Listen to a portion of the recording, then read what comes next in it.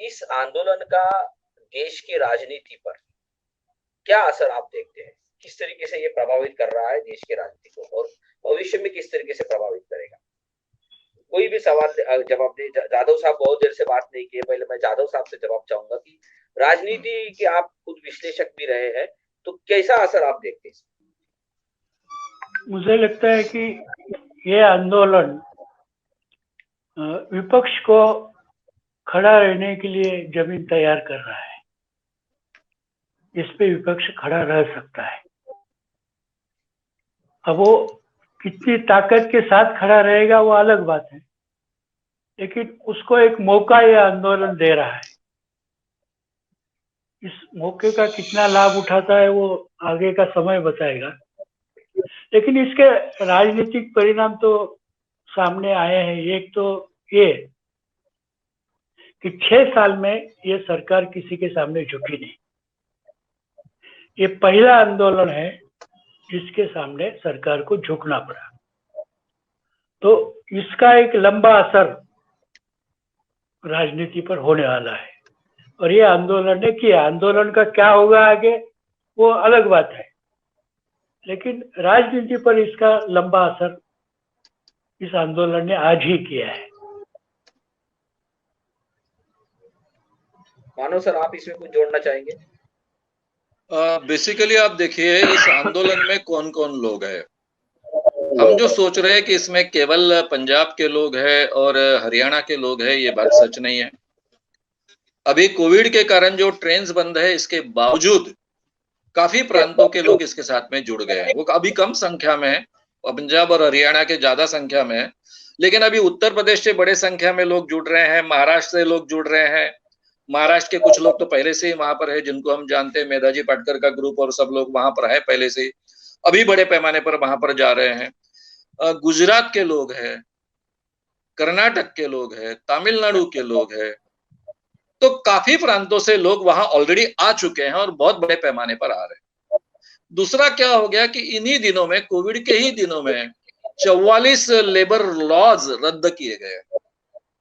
तो ये जो लेबर संगठन है, पूरे के पूरे कामगार संगठन पूरे देश के, वो बहुत नाराज थे, क्योंकि ये लॉस खत्म करने का मतलब सीधा सीधा उनके हक पूरी तरह से खत्म करना है, उनको बंधुआ मजदूर कल जाकर बनना है।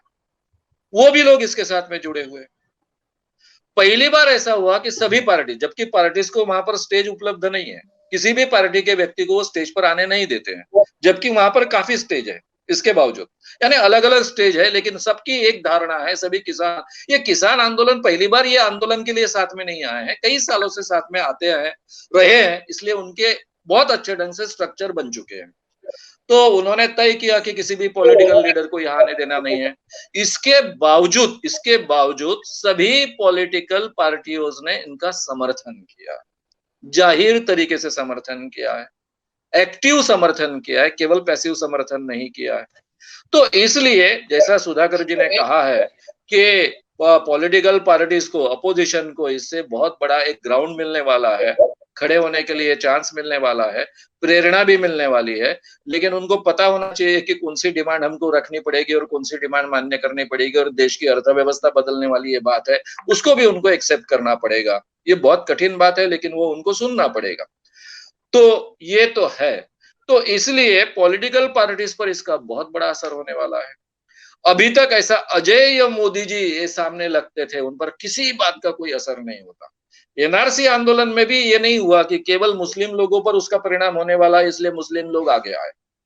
जिन भी लोगों को लगता था कि हम लोकतंत्र को छोड़कर जरा हुकुम तंत्र की तरफ चल रहे हैं, वे सभी लोग एनआरसी के साथ में आए थे। उसमें हिंदू थे, बाकी भी सब धर्म के लोग थे, और बाकी अलग अलग विचारधारा के लोग थे, लेकिन उसको बदनाम करना संभव हुआ मुस्लिम हिंदू कर कर। यहाँ पर सब प्रयास चल रहे हैं, यानी ये लेफ्टिस्ट है, जैसे कि हमारे कृषि मंत्री लेटर लिखते हैं, किसानों को लेटर लिखते हैं, जैसे कुछ वो प्राइवेट लेटर है इस ढंग से लिखते हैं, लेकिन आखिरी में लिखते हैं कि जिन लोगों ने 62 में चीन के साथ जो थे, भारत के साथ जो नहीं थे, वो ये किसान आंदोलन को हाईजैक करने का प्रयास कर रहे हैं, क्योंकि इसमें लेफ्टिस्ट है।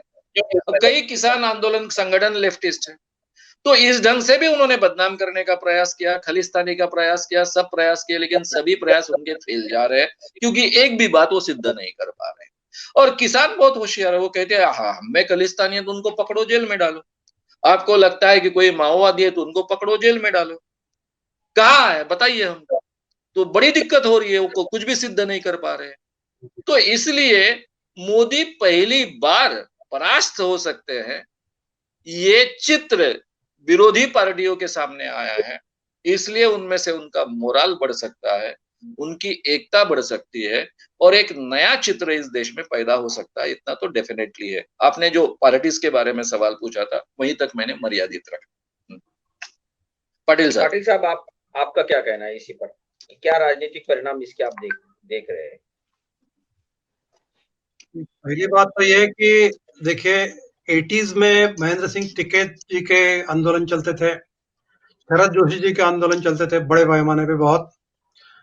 उसके बाद में किसान आंदोलनों की जो परंपरा थी वो करीब करीब खत्म हो गई थी और ऐसा लगने लगा था कि भाई किसानों के बारे में कुछ नहीं किया जा सकता, किसान की सुनने वाला कोई नहीं है, किसान को जो अपनी जो किस्मत है उसको सामने आना पड़ेगा, उसको स्वीकार करना पड़ेगा। ये पहली बार उसके बाद में ऐसा हो रहा है कि भाई किसान में एक नया आत्मविश्वास जागा है। एक दूसरा ऐसा है कि जैसा कि मानव जी ने कहा कि भाई मोदी जी जो है वो माने किसी की सुन लिए वो कभी राजी नहीं होते, कभी नहीं। उनकी भाषा भी आप देखिए कि किस प्रकार की भाषा का जो प्रयोग करते हैं, तो झुकने की भाषा उनकी कभी नहीं होती। आप देखेंगे कि शुरू में उन्होंने आंदोलन से अपने को अलग रखा। पहले तो जूनियर मिनिस्टर्स उनके बात करते रहे, उसके बाद में सीनियर्स आ गए, उसके बाद में अब मोदी जी खुद कहने लगे कि भाई मैं हाथ जोड़ के कहता हूँ कि आप आइए।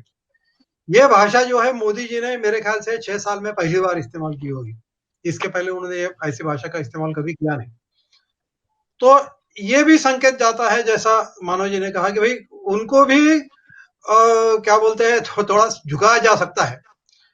तो ये एक बार एक लोगों को ऑर्गेनाइज करने के लिए, लोगों को मोबिलाइज करने के लिए एक नया मुद्दा, जो मुद्दा पीछे पड़ गया था, जो जिस मुद्दे के बारे में चर्चा नहीं होती थी, ये नया मुद्दा अभी की विरोधी पार्टी को मिला है और मुझे लगता है कि विरोधी पक्ष जो है पूरा फायदा उठाएंगे इसके ऊपर। अब इसके बाद में मोबिलाइजेशन होगा, ज्यादा से ज्यादा मोबिलाइजेशन किसानों की समस्या को लेकर होगा और मुझे ऐसा लगता है कि इसका एक इस देश की राजनीति पर बहुत गहरा और बहुत लंबा असर होगा।